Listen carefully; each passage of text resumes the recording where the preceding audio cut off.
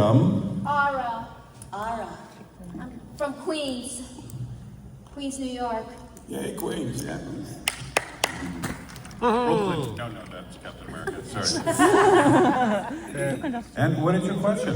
So my question is that, nowadays, like, voice acting, like, back in the days, people would, like, come together to do some voice acting in one big studio, but then nowadays, you're, like, either working remotely or coming one by one in the studios. I'm not sure if any other of you guys have experiences working in a studio and other voice actors in one studio, and would you prefer in person, or would you prefer doing remotely, or having one voice actor do their line and then another voice actor go next and stuff like that? And how there's voice acting, AIs might be taking over for voice acting, and I was wondering, what are your guys' thoughts about it? Since there was recently a voice acting strike, especially in Genshin Impact. Genshin Impact, they had a voice acting strike, which they fired two of the voice actors, the voice of Kaching, which is Caitlin Mills, and the voice of Paimon, and now Paimon recently got a new voice actor. There's definitely been a lot of changes, especially over this last year.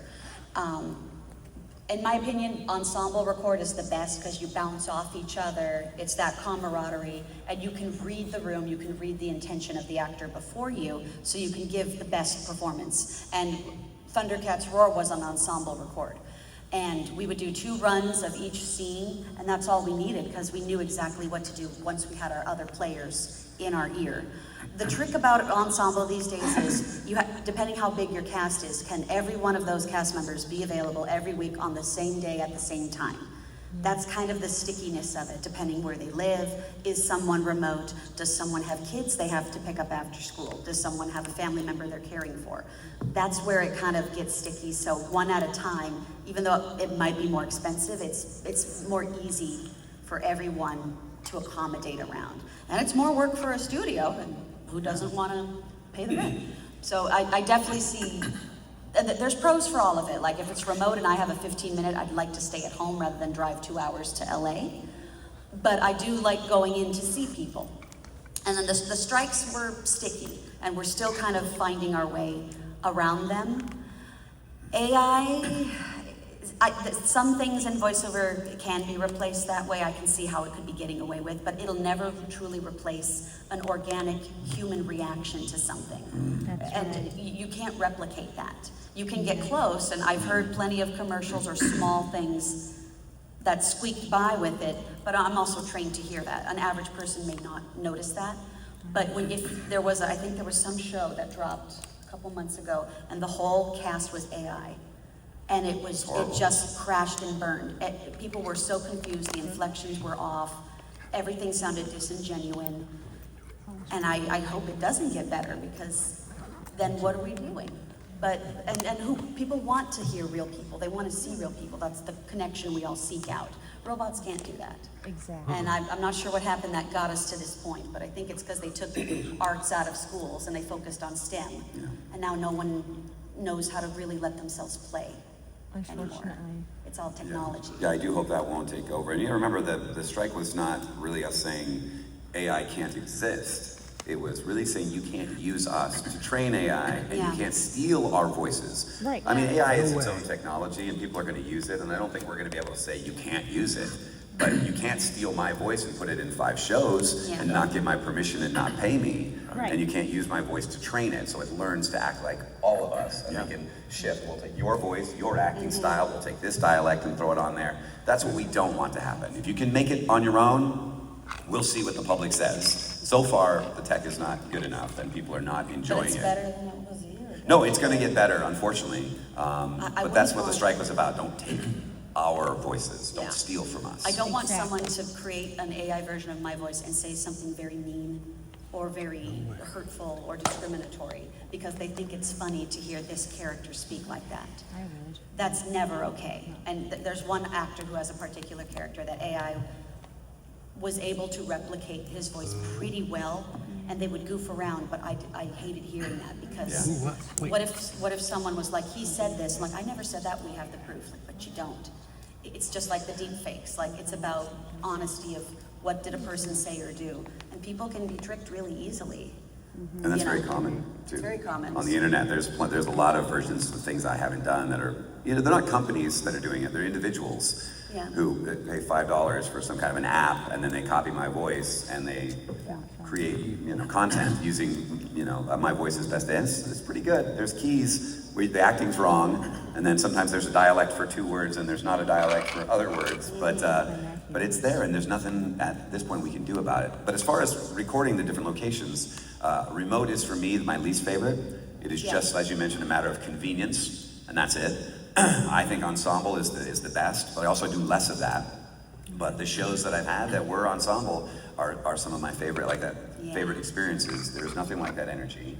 Although I will say, if you're dubbing something, the isolation of you being in studio, having a director, the engineer, whatever, writers and stuff, but focusing just on your character, there's something about that too. You don't have the other energies, just depending on what you're recording. Yeah. If Dubbing exists, like it's already existing, Yeah. and you're adding to the sandwich. But if it's a prelay, like the animation Yes. hasn't even started, you get to make the ingredients of that sandwich first. There's more freedom in that. Absolutely. And again, pros and cons to both worlds. My biggest beef with getting away from ensemble recording, I'm sure you all know, we're talking about when all the actors are in the studio at the same time, actually, reading the lines as they come up, instead of one actor at a time. And I have no idea why they started. It's never been explained to me by the producers why that's better for them to bring one person in, do all of his lines, and then bring another person in and do all of it, and then they edit them together. That's stupid to me. For one thing, acting is really, you think about it, reacting to other people, reacting to what they say, and if it's video, of course, reacting to what they do. But especially in voice acting, people can't see your facial expressions. They can't see your, if you're doing this or if you're doing this. And, but I think I miss that. I miss the camaraderie, like you guys said, of being in the studio at the same time. But the real thing that bothers me when you do just one person at a time, you get no good outtakes. You know what I'm talking about? Yeah, I'm sure some of you heard the Thundercats outtakes on the internet. See that. Larry, what's a thermoflange? What the F is a semiflange? That's one of them, right? There was one time, in case you don't know, you can go on the internet and Google or whatever your search engine is, Thundercats outtakes or Silverhawks outtakes. Probably it didn't show now for that. But the outtakes are the things that went onto the tape but will never be on the air for various reasons, usually language, But some of them are just little mistakes. Like one time I was going, thunder, thunder, thunder. Damn, I started too high. So, that's what you hear on the internet. So that's my big beef. No more outtakes.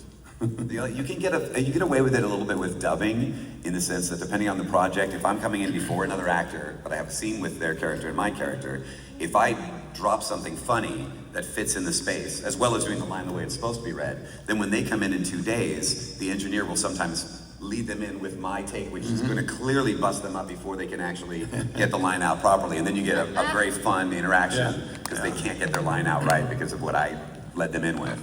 It's not quite the same, but we do have a little fun with it sometimes. Yeah, sure. I think for us, I'm a New York actor. I live out here and work out here. And of course, you guys are probably LA actors. Yeah. One of the main differences, I think, for us in New York is that given the kind of city New York is, close, people in the streets all the time. You see your fellow actors on the street stand there for half an hour talking about what gigs you got and bragging about the next one. And so we're used to being around everybody. And in LA, I know it's more because I have a daughter who lives in LA and is an actress. Carrie Kenny Silver, anybody know who she is? Thank you. Four Seasons, that's right, yeah. Right. Yeah, and back in the day, the State, Reno 911. Right. She was Trudy Weigel, the tall, thin girl with black back here. That was her. Now I forgot my point entirely. I miss in New York when I'm on my way to an audition or a recording session, not seeing other actors on almost every street. Because in New York, it used to be all the recording studios and the advertising agencies were in Midtown. They were from like 32nd Street to 57th Street, from Broadway to 3rd Avenue. That's where everything was. Now you have to go way down to the tip of the island, and sometimes in New Jersey, you know. So you don't get a chance to see anybody and talk with them. You might see another actor briefly as you're leaving after doing your part, and he's coming into the studio. That's about it. No time to hang out. That's what I miss. Well, I love that about New York because it's a walking city. Yeah, It's designed to be that way. It It's used to be. super, yeah. Yeah. And LA is so car focused. Oh, sure. So, if you're lucky, you'll see each other in passing when you're out of the car. But so much of your travel is isolated in that way. And I lived in New York for a hot second, and I would pass, even if I didn't know them, I recognized several people each day on the way to a class or on the way to a show, like, oh, this must be their route. And it was so easy to kind of pick them out just because it was a community in that way, even if you didn't know each other. And that's like, I think the only city in the country that's like that. And more of that. I like that. Simplicity, at least in the past. I don't know Very what it's nice. like these days. So thank you for your question. That was awesome. I also want to add on to the AI question is that Actually, there's someone who's been waiting behind you.